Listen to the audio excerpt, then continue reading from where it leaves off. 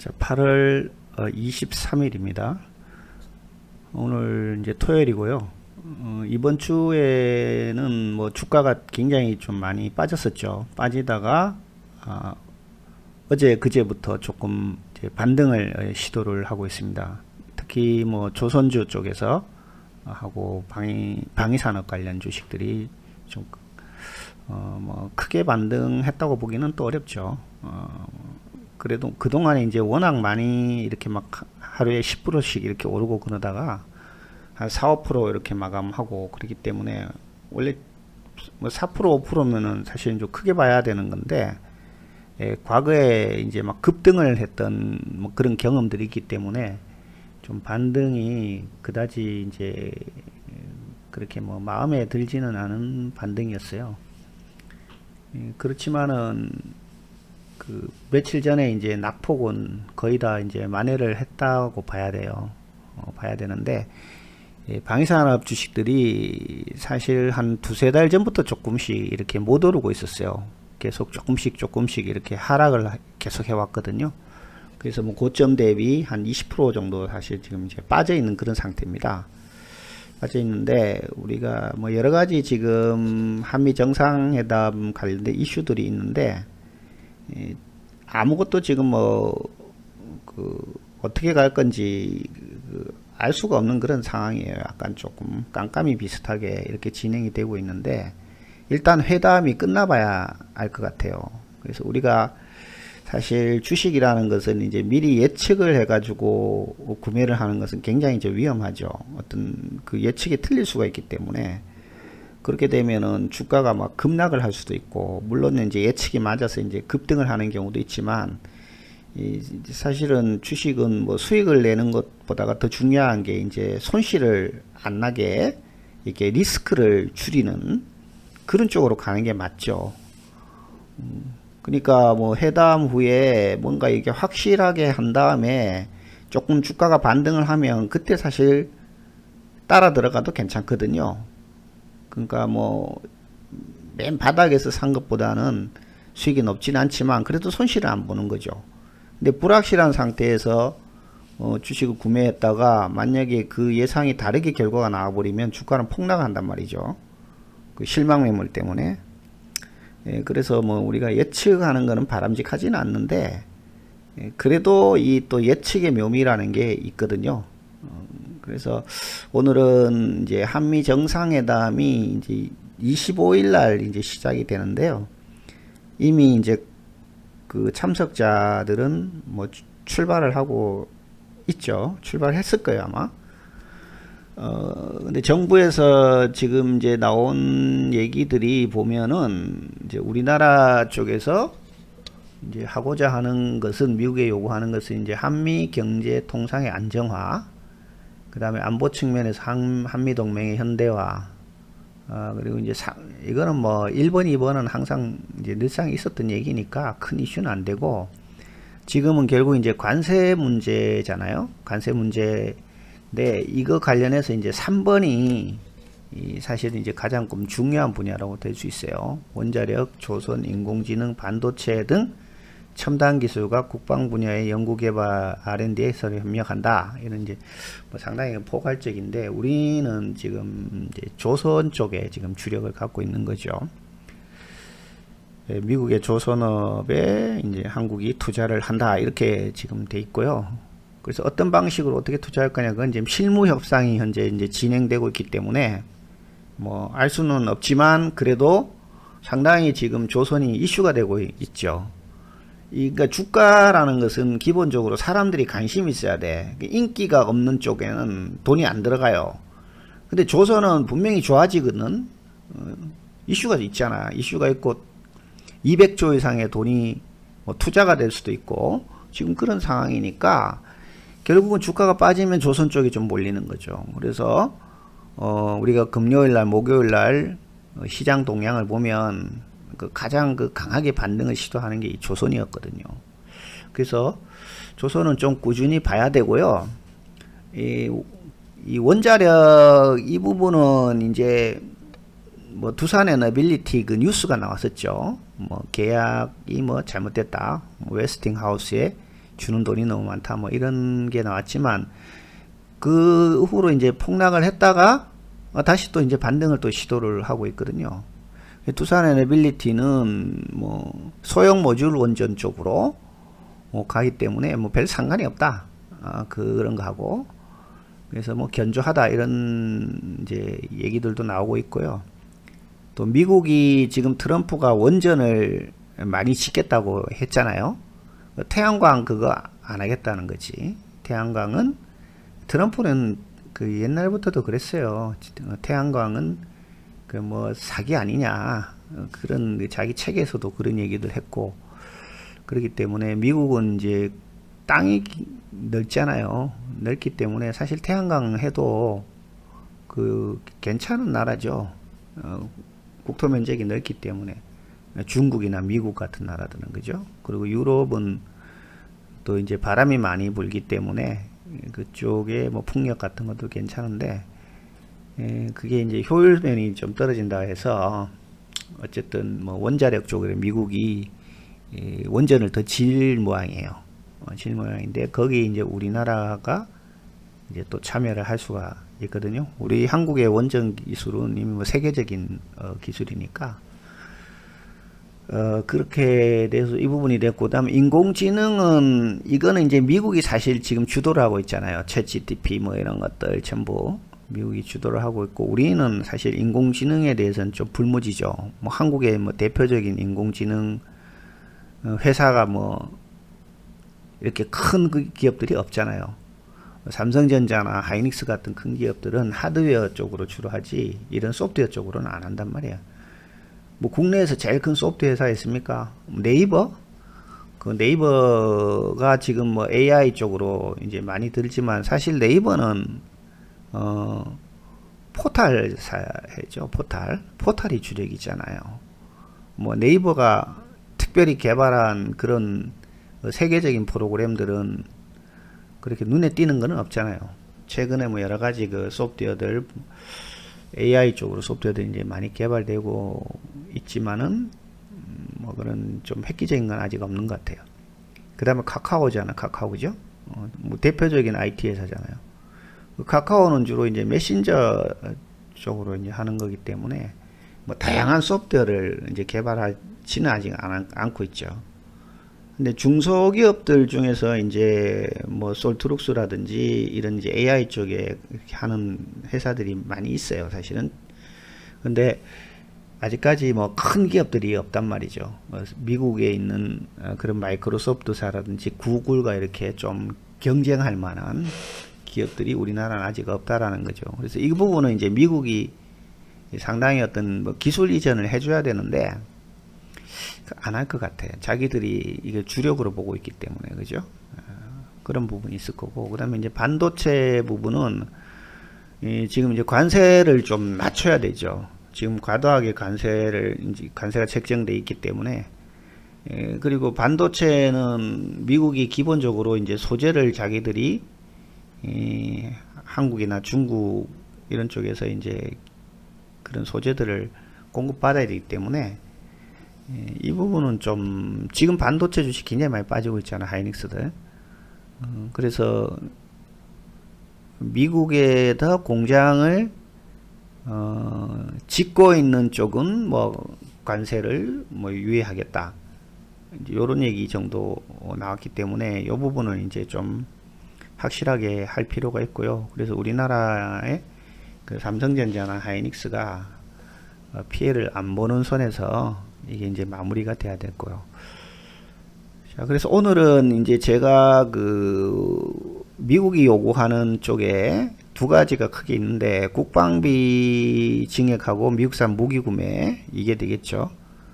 국방비를 뭐 GDP 5% 정도로 미국이 올려라, 이렇게 지금 하고 있어요. 그리고 쌀이나 소고기 추가 개방해라, 뭐 이렇게 하고 있는데, 굉장히 그 이슈가 좀 많이 있는데, 이 중에서 오늘은 이제 국방비 증액하고 이 무기 구매, 이런 부분이 이제 우리한테 굉장히 불리하게 그 협상이 돼 버렸을 경우에 뭐 이 한국의 관련 주식들이 지금 어떻게 될 것인가, 뭐 그걸 한번 예상을 해보자라는 거죠. 예상을. 그래서 우리는 지금 이제 최악의 상황을 대비해서 그렇다는 거죠.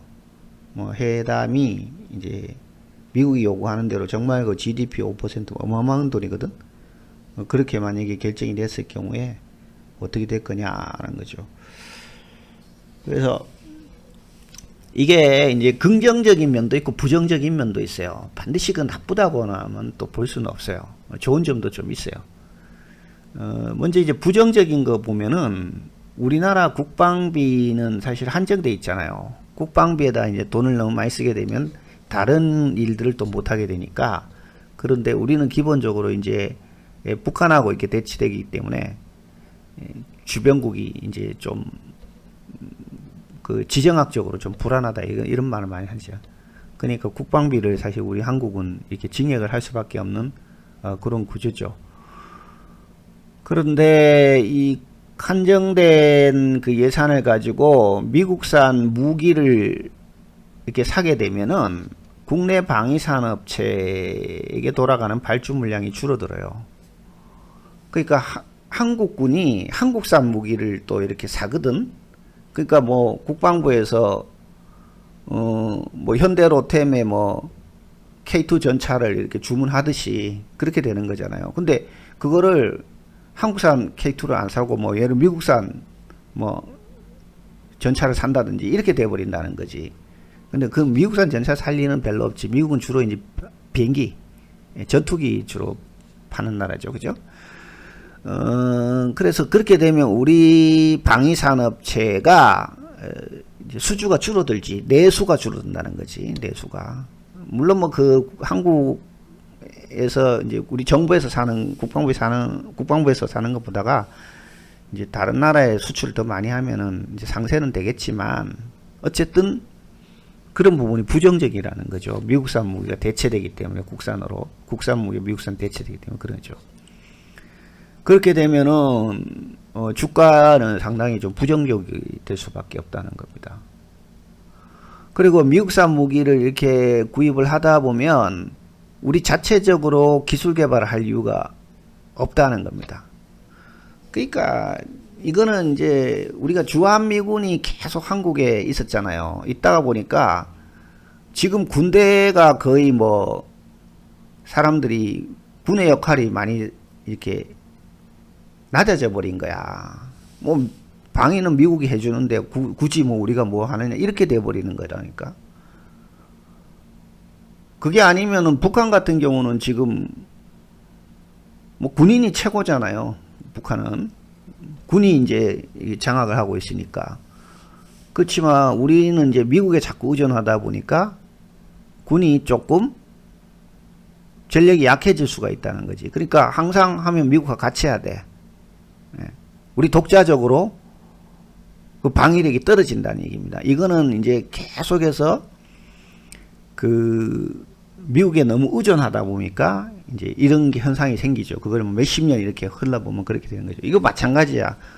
그러니까 R&D 이쪽도 우리 방위산업 쪽도 미국 우리 자체적인 무기를 자꾸 만들어서 해야 되는데 미국에 자꾸 무기 구매를 의존하다 되면 R&D 형력이 떨어진다는 얘기지. 그렇게 되면 다른 나라의 무기를 수출할 수도 없는 이런 상황이 이제 중장기적으로는 부정적인 거죠. 반면에 이제 긍정적인 것도 많이 있어요. 긍정적인 것은 이제 상세 발주 가능성이 있습니다. 그러니까 우리가 미국산 무기를 구매하는 대신에 미국이 그 미국 무기도 있잖아요. 지금 대표적인 게 뭐 미국의 그 군함 같은 거잖아요. 그 MRO 사업, 군함을 유지 보수하는 거 한국이 지금 한단 말이야. 뭐 그런 식으로 이제 옵셋이라 그래요. 무역에서는 상계라 그러지, 상계. 그러니까 우리가 이거 사주는 대신에 너희들의 해야 될 업무나 그거를 우리가 이제 하는 대신 돈을 받는 거죠. 그렇게 이제 상계를 하는 경우도 있고, 또 미국산 무기에 요즘 뭐 반도체 안 들어가는 거 없잖아요. 그리고 부품들이 굉장히 많아요. 뭐 레이더 장비라든지 이런 것들이 있는데 그것도 우리나라에서 굉장히 좋은 그 물건들이 많단 말이야. 그거를 이제 미국이 사주는 거죠. 그런 식으로 조금 상세를 할 수가 있는데, 사실 그거는 금액이 그다지 크질 않다는 얘기지. 미국이 예를 들어서 100원어치를 팔면 우리는 100원어치를 우리 것도 미국에 파는 게 아니고 그만큼 못 팔죠. 미국이 100원을 팔면 우리가 해주는 거는 미국에서 받을 수 있는 한 10원 정도 그냥 뭐 MR로 해주면서 이렇게 된다는 거지.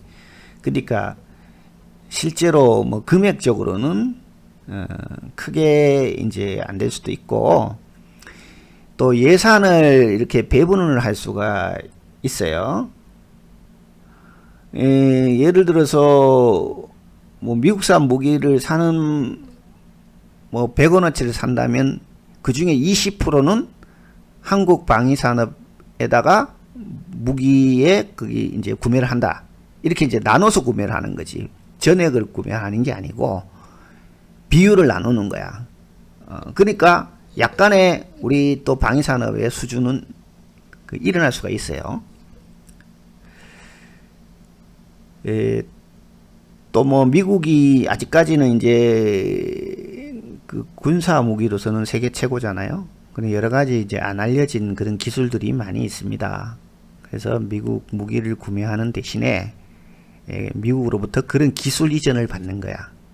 받아갖고 우리가 또 자체적으로는 개발을 할 수가 있는 거지. 그런 걸 안 하면은 안 가르쳐 주는 거죠. 지금 우리나라가 뭐 폴란드 같은데 지금 전차 이렇게 막 수출하고 그런 경우가 지금 대부분의 조건들이 현지 개발하면서 그 사람들한테 그 기술 이전을 하는 게 그게 다 들어가 있어요. 그래서 당장에 그 사람들은 우리 무기를 사지만 장기적으로는 자기들이 자체 개발을 하겠다는 거고, 그런 조건으로 하는 겁니다. 요즘 원전도 다 그래요. 수출하면서 기술을 이전을 해버리는 거지. 그러면 우리나라 입장에는 그럼 기술 다 이전하면 그 나라가 그걸 자체적으로 개발하면 이제 우리가 무기를 팔 수 없는 거 아니냐, 이렇게 될 수가 있죠. 근데 그런 걱정할 필요 없어요. 기술이라는 건 계속 발전하기 때문에 우리는 더 좋은 기술을 가지고 더 좋은 무기를 만들어 버리는 거지. 그러면 그 기술 이전은 아무 의미가 없는 거야.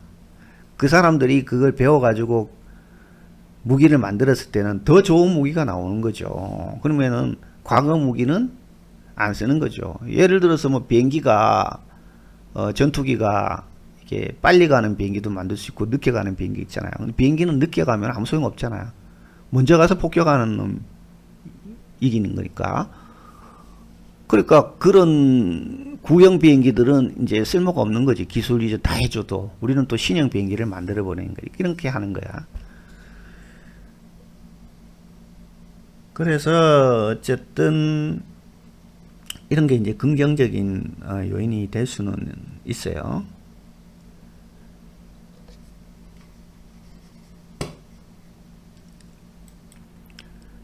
자, 그래서 이 옵셋이라는 게 그런 겁니다. 미국산 무기를 도입하면서 일부는 옵셋 계약을 통해 가지고 한국 기업이 부품 제작이나 정비권을 확보할 수 있기 때문에 이런 경우에 국내 방산주는 오히려 호재가 될 수가 있습니다. 실제로 이제 미국이 가장 이제 군사적으로 대치하고 있는 나라가 중국이라고 볼 수 있잖아요. 중국이라고 볼 수 있기 때문에 미국 본토에서 중국까지 뭐 중국 공격할 수 있는 그런 미사일은 없죠. 미사일은 없기 때문에 결국 이제 전쟁이 나면 비행기가 이동할 수밖에 없는데, 미국 본토에서 아무리 빠른 비행기를 만들어도 중국까지 가려면 시간이 많이 걸리지. 그러니까 미국은 이제 일본의 오키나와에 이제 미국 항공기가 제일 많이 있잖아요. 전투기들이. 그게 다 중국을 겨냥해서 이제 하는 건데, 근데 우리나라에도 지금 미군 공군 부대가 있잖아요. 그죠? 있기 때문에 그 비행기가 이제 정비를 하려면 그거를 비행기도 계속 유지 보수를 해야 되잖아. 그 미국까지 가서 할 수가 없단 말이야. 그 한국에서 해야 돼. 그거를 현지에서 해야 된단 말이죠. 그러니까 그런 현지 기업들이 그거를 이제 MRO라 그러죠. 유지보수 그 권한을 갖는 거죠. 아마 뭐 지금 대한항공이 그런 거 하고 있을 거예요 아마. 결국 항공회사들이 해야 되니까 비행기 같은 경우. 자, 그렇게 해서 이제 종합적으로 얘기를 해보면 단기적으로는 일단 미국 무기를 구매를 얼마만큼 해야 된다 이렇게 이제 결정이 나게 되면 국내 방위 산업체는 당장은 약세를 보일 거예요. 주가가 많이 빠져요. 왜냐하면 이제 뭐 미국 무기 사는데 이제 우리나라 무기 수준은 줄어들 거라 이렇게 본단 말이지. 그래서 일시적인 하락은 있을 것 같고요.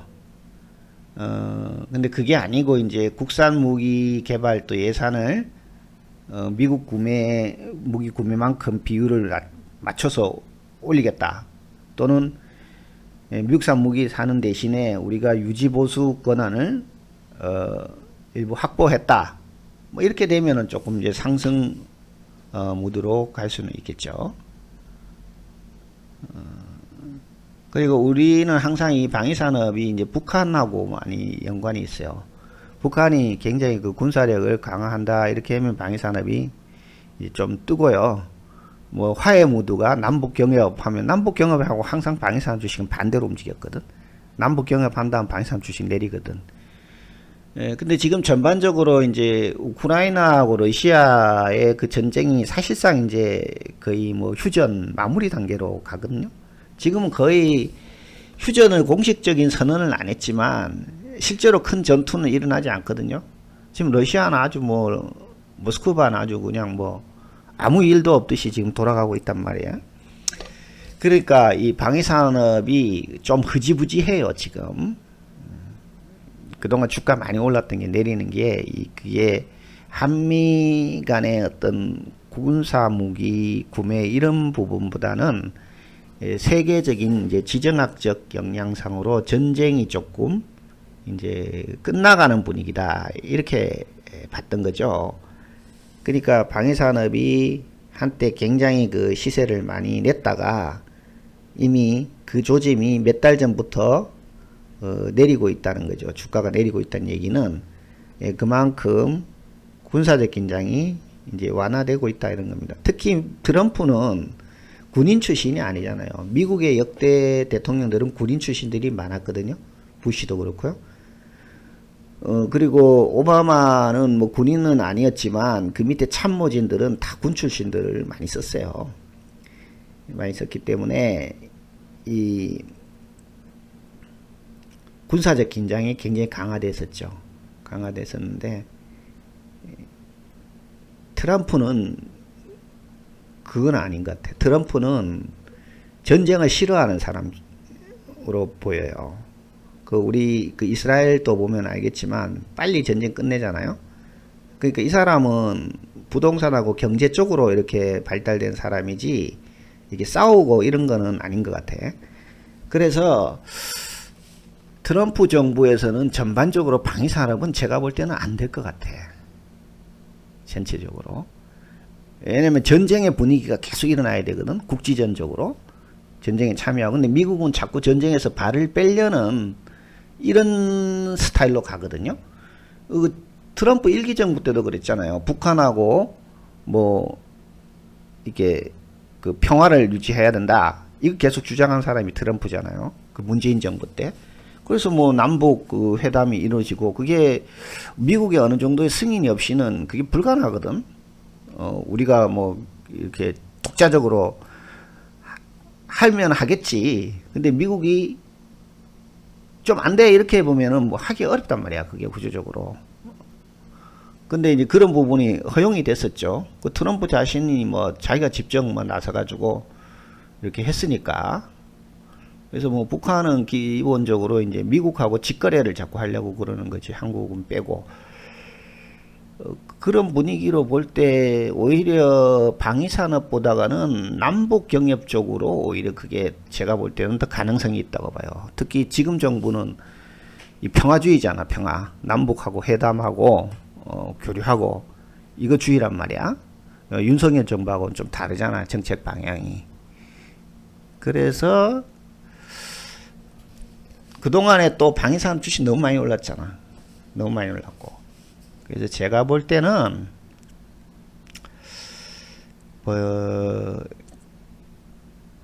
중장기적으로는 괜찮을 거예요. 괜찮으시면 단기적으로는 아니니까 지금은 조금 반등을 할 때 조금 발을 빼야 되는 거 아니냐라는 그런 생각은 있어요. 근데 우리가 이제 과거에 이렇게 사례를 보면 하나에어로스페이스 보면요, 굉장히 많이 오른 지금 특징주 중에 하나로 우리가 들 수 있잖아요, 그죠? 들 수가 있는데,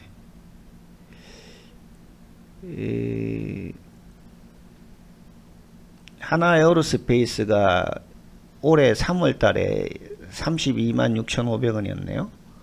근데 이게 거의 뭐 100만원까지 올라갔었잖아, 그죠? 100만원까지 올라가서. 그리고 지금 전체적으로 방위산업의 PER이 상당히 높아요. PER, PBR이 상당히 높아요. 그게 고평가된 거는 맞아요. 고평가된 거는 맞아요. 근데 주식이라는 것은 PER이나 PBR이 높은 주식이 잘 올라가. 그러니까 신기한 거지. 저평가된 주식은 왜 저평가됐느냐 이렇게 보는 거지. 그 인기가 없으니까 저평가됐다 이렇게 해석을 해버려. 그게 가치가 있는데도 불구하고 주가가 낮기 때문에 저평가됐다 이렇게 해석을 안 한다는 거지. 인기가 없기 때문에 저평가됐고 저평가됐다. 사람이 안 산다는 거지. 주가가 안 오르는 거지. 주가를 올리려면 매수가 일어나야 되는데 매수가 안 일어나. 인기가 없기 때문에.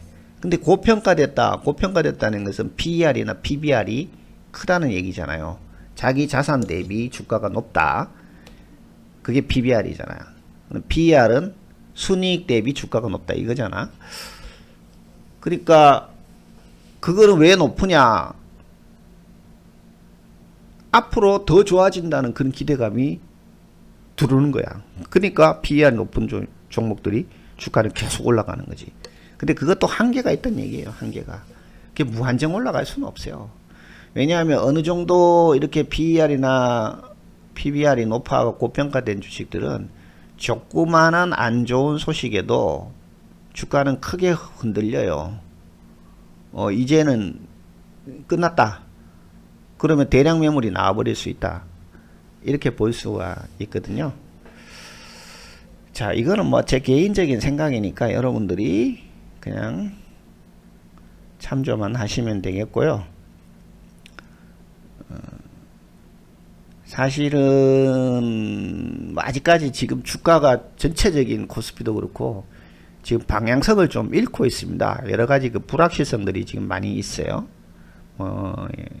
양도세 부분도 아직 결정된 게 없고, 그런 뭐 사소한 문제지만, 그 다음에 특히 이 관세가 지금 이제 런이 됐잖아요, 전 세계에.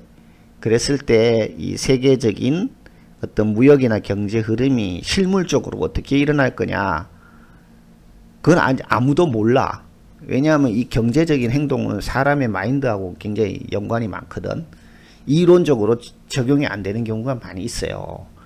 실제로 뭐 전 세계가 고인플레이션에 허덕일 거냐, 아니면 미국 경제가 정말 좋아지는 거냐 두고 봐야 될 문제라는 거죠. 그래서 주가의 방향도 현재 막 다우나 이런 거는 계속 올라가고 있는데 조금 더 지켜본 후에